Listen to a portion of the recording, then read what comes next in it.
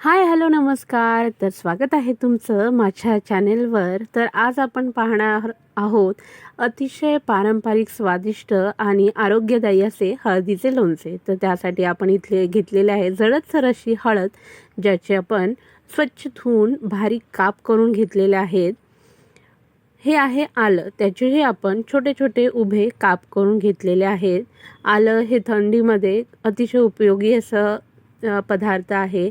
पुढे आपण घेतलेली आहे ही हिरवी मिरची. ते तुम्ही आवडीप्रमाणे छोटे किंवा मोठे कसेही काप करून घेऊ शकताय. आपण इथे लिंबू घेतलेला आहे. त्याच्या रसामुळे एक वेगळाच आंबटपणा आपल्या लोणच्याला येणार आहे, जो की एक स्वादाचं कारण ठरणार आहे.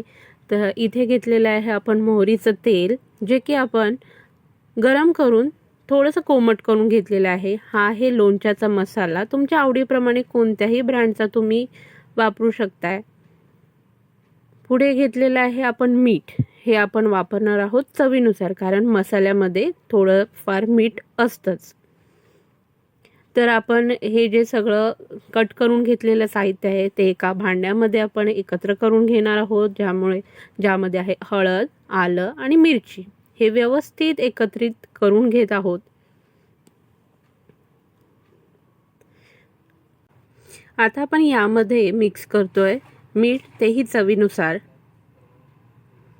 आणि आता मिक्स करणार आहोत लोणच्याचा मसाला, ज्याने लोणच्याची एक वेगळीच लज्जत आपण चाखणार आहोत. आता आपण इथे लिंबू घेतलेला आहे, त्याचा रस आपण त्याच्यात मिक्स करतोय. हे घेतलेलं आहे मोहरीचं तेल, जे की थंड करून घेतलेलं आहे आपण, आणि ते त्याच्यावरती टाकणार आहोत.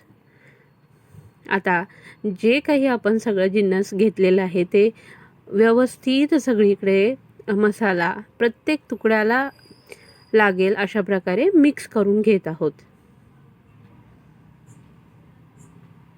आणि अशा प्रकारे आपलं हे औषधी असं आणि चवीला भन्नाट असं लागणारं ओल्या हळदीचं लोणचं तयार झालेलं आहे.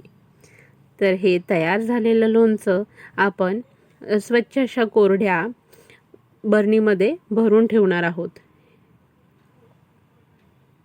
जर ही रेसिपी तुम्हाला आवडली असेल तर नक्की करून बघा. मला खात्री आहे की तुम्हाला खरंच खूप आवडेल. गरम गरम डाळ भाताबरोबर खाण्यासाठी तर हे तुफान लागणार आहे. तर धन्यवाद.